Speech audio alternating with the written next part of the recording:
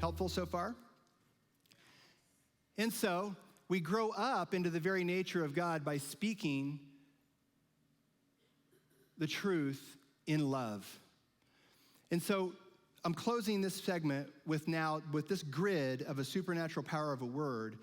Would you like to know the original definition of the word love and what it was intended to form? Well, in our language, very succinctly, we use one ubiquitous word for love. Love this day, love these lights, love you, Chuck, love you, kids, love you, Michelle, love this bottle, love this knife. How are my wife and children supposed to know the difference when I say I love you? Do I love them like pizza? No. But in Jesus' time, in the Greek language, there were 4 specific words for love. They're very simple. The first word was phileo, and it meant what? Brotherly kind of love. And so it's why we have the city Philadelphia, the city of what? Brotherly love. The second word was a Greek word called sorge, S-O-R-G-E, and it literally meant a fondness or affection. So I could sorge this water. I could have a phileo with my brother Chuck. But the third word was eros. It's where we get the word erotic love, sexual love. But I don't have a sexual love towards Kathy or Chuck. I have a phileo love, right? However, agape love was totally different than all of those. This was the love that God had for us. It's his love that he said that we were to have for each other and especially our spouses. And it's the love Michelle and I were enamored by. That definition is this. It's the kind of love that's always contending, I think I missed my mark here, always contending for the highest possible good in every situation and relentlessly fighting for it till it's a present tense reality. Did you get that? If not, you can get a free download of the love chapter and go to all this. But the bottom line is, say it with me, to those that know it, love is always contending for the highest possible good in every situation and relentlessly fighting for it till it's a present tense reality. When we heard this, Michelle and I said we could do this. It made love an action. It didn't matter what was happening to us. I could fight for the highest good I could think or imagine. It didn't matter what someone said to me. I could think the highest possible good for them. For an enemy, a friend alike, it was actionable. And so as a result, it became the motivation and the intent behind every song, every book, every motive. Everything that we did was to love to the best of our ability. Not always perfect, but that love, like Paul would say, constrained us and compelled us all the time. So if any of our decisions looked askew, it's because love prompted us to do something bigger than we had experienced and contend for it and not, hear this guys, please, don't lower your expectations to match your experience. Raise your expectations to love's ideal and work your butt off until your experience at least meets it. And then what God said is if you would do your part and do that, he would do exceedingly abundantly above what you could do. That's what I wanted to leave you with. And so this word, love, constrained, compelled us for everything that we did, or at least we tried. And the antonym in the dictionary to this word, agape, is actually a word called enmity, which is something Jack just mentioned. And so if you had a coin and love was on one side, the other side would say enmity. And what I've learned is you can't have the kind of love that God had without having an equal amount of the enmity had to fight for it. And so the definition of the word enmity is found in Genesis 3, and it says this: after Adam and Eve had left the garden and were no longer experiencing love's ideal that God intended for them, he said, I'm going to put something in you. I'm going to form something in you. And he spoke a word, and he said, I'm going to put enmity in you. And it turns out it's the strongest kind of hatred that man can generate. It's synonymous with the word enemy, and it literally means to viscerally hate. Now, I don't know about you, but I would think my whole life that loving is having hate would be not biblical. Except he says, love what I love and hate what I hate. Not people, but anything that's producing in people that which is less than love's ideal, we are supposed to have enmity. And so the reason Jack and his friends would get up off the couch and go fight with a holy, violent enmity is because there's a threat to love's ideal for our families. And so as a father, anything that would threaten my wife or my children, I would harness enmity to rise up and fight against it. But I want to show you in closing what enmity would look like if you were Jesus. Anybody remember the story of Jesus who had learned, just like you learned, that Michelle had passed? Or as we say, ascended? What was Jesus' response when Lazarus had learned he had died? It took him 3 days to get there. Apparently wasn't any hurry. And if it was God's will that someone die, why would he raise him from the dead? Wasn't his intent. And so Jesus gets there, and the Bible says that he groaned gutturally.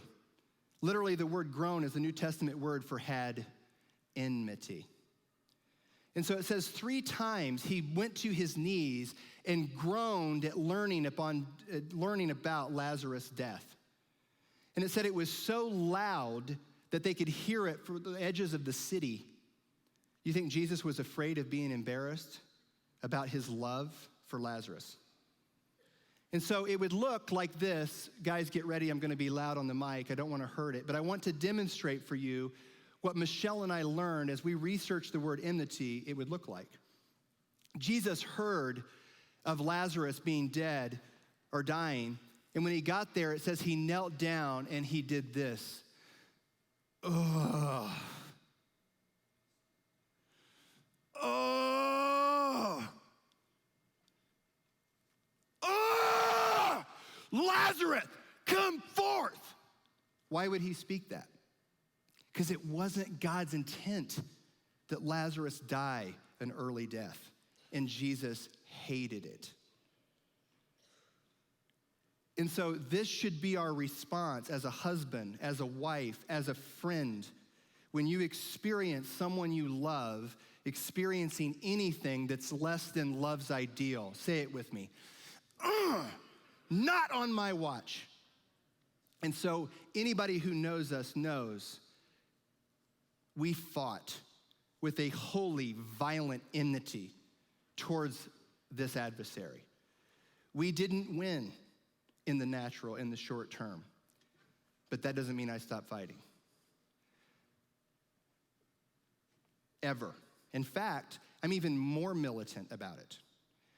Because if I can do anything about it, and with God, all things are possible, no one in my circle of influence would ever have to have this fate happen to them. And so God called this the cornerstone of everything that we should live on. And my closing point here, did I say that already? Good, because I like to say that like 3 times before I close. And so he called it, this kind of love, the chief cornerstone. And when you think of a cornerstone, what do you think about? What image forms in your mind? I always thought about a little plaque at the corner of a building that a Masonic architect would inscribe, but that's not what it is. It turns out a cornerstone was a stone that a builder in the building of a pyramid would carve out that was a mathematical model, very small scale of what the larger thing would look like. And every stone that was hewn was compared to this original prototype. You didn't make one and then try to make one from the copy. Because if you did, you could err and miss the mark. Because if you were off an inch or a centimeter, by the time you got to the top, it's feet. We miss the mark. We don't realize the highest good. That's actually the definition of sin. And so he said, take the stone, build it, and then measure everything against it. And so love, he said, and Jesus was who is love, was considered the chief cornerstone that the builders were rejecting. So if you look at the Great Pyramids in Egypt, ironically, I'm sure it's a coincidence, but if you look at the Great Pyramids, you'll notice, by the way, this is my little friend, Miss Blaine, who, what's like 17 now, Rick?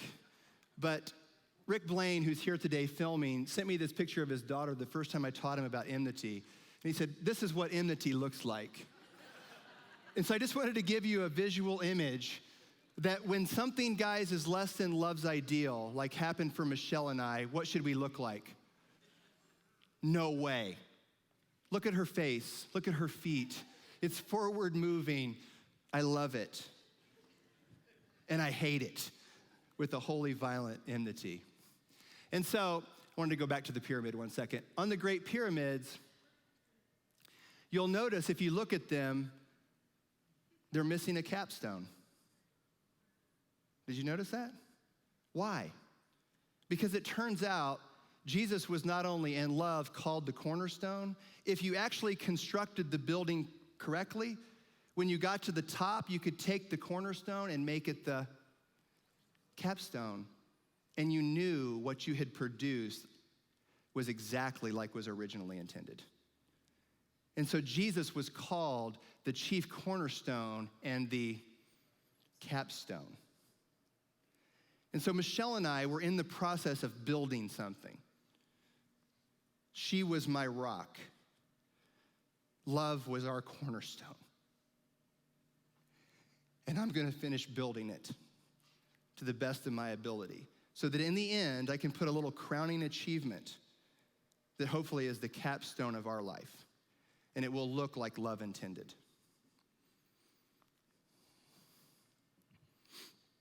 And so it's an action that has to be done. I think I want to end there with this graphic and just say that what we decided, and I think this is biblical, you can write down these numbers: 1, 2, 4, 10, 120.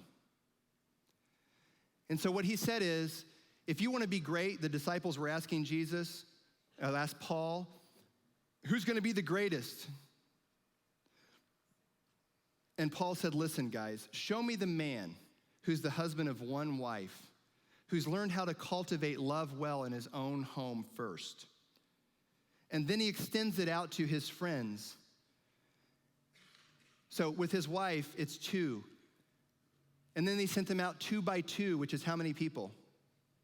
4. And then they gathered a minyan, an ecclesia, which was 10. And they did the same. And then they fought for something publicly to extend love's ideal out to the farthest reaches. And this is what you can do. You and your husband and your wife can cultivate love in your own home first, perfect it well in private, and then God will put it on public display as you begin to increase your measure of love's rule. Thank you. And so I want to do a small exercise, and then we're going to take a very short little break, get some water, come back in, and start the presentation. But I needed this for a grid for what we're going to do the rest of the day. Or when we call it the day of 1,000 I love yous, you wouldn't have the proper context and the intent. And so I would like you, if we could start the consider music, just the background music. It should be in audio. I want to ask you to close your eyes. Jesus, the Bible said, is love, right? And he said people search scriptures all day and all night because in them, they think they're going to find the keys to what? Life. But the key are not in the Bible. It's not in the written word. That's a description of the person. The gospel is not a message. It's not a doctrine. It's not a moral standard. It's a human. But he's ascended. He's a spirit. So we don't interact with him in the natural, but he said that was greater. He said, if I went away, I'll send you a comforter and a helper, and I'll be with you, in you, and with you, not just physically, but spiritually. And so when I say I hear God or I felt impression, I want to show you in closing in this exercise how we learn to do that so that we can do it together the rest of the day. And so what he said to us is, Kevin, if you want to, how many in here want to hear God speak to them? Who want to see Jesus not as just a doctrine, but a person? He said the way you do that is you imagine. Because biblically, an imagination is a low-level vision. He would do exceedingly abundantly above what you could ask or imagine. But if you don't learn to imagine, you'll never see the exceedingly abundantly above. And so all I want you to do is close your eyes, and I want you to imagine. I'm not asking you to see a vision. Just imagine for a moment this experience. Everybody's eyes closed? I want you to imagine there's a knock. You're sitting at your favorite place at home. It's comfortable.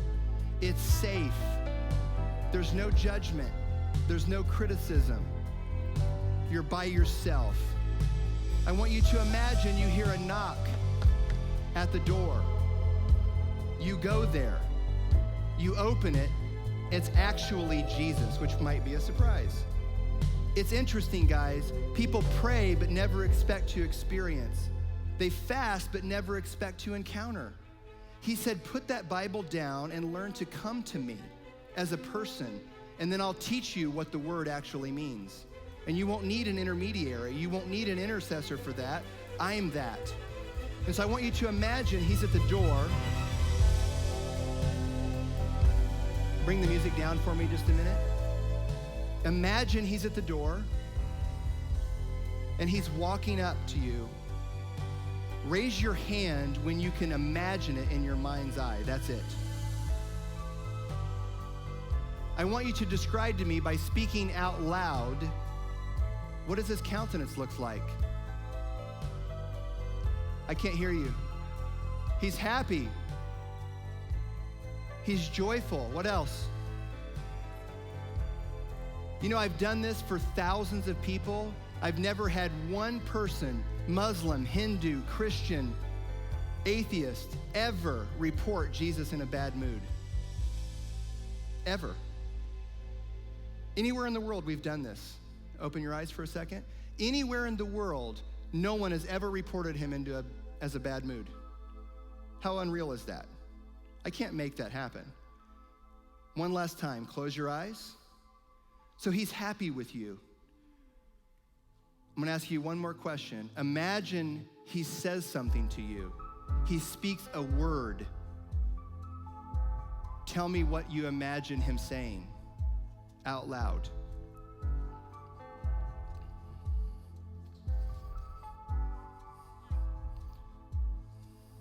Yes, I love you.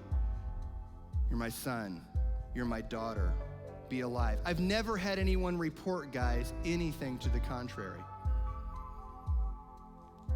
Once someone encounters Jesus in this way, they don't need me to teach them.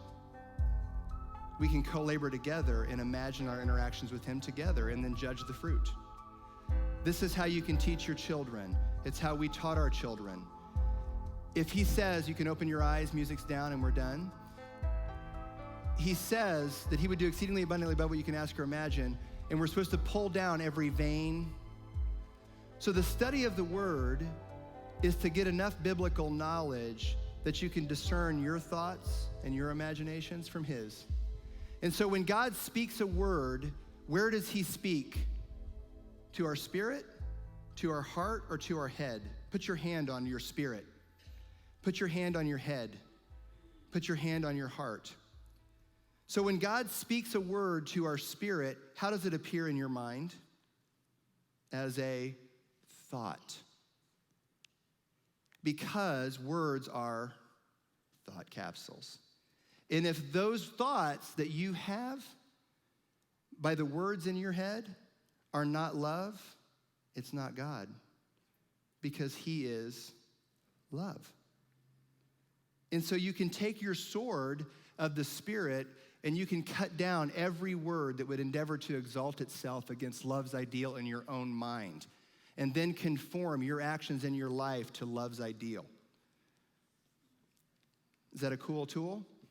I was listening to a song yesterday by Belinda Carlisle, one of my favorite artists from the 80s. Kidding. But she said, they say in heaven, love comes first. So let's make heaven a place on earth. Right? So if we let love live in us and rule us, our thoughts, our words, our actions, the inevitable result is what we're going to share next. And so as we exit for our break, you're going to hear an audio, and it's from our Day of 1,000 I Love Yous. And when I put that link out for people to respond, to express their love for Michelle, we had over 750 the first day or two. And so for the last 4 days of Michelle's life, she got to listen on constant rotation, 8 to 10 hours a day, these messages, so that she could see her life mattered. The way she loved mattered.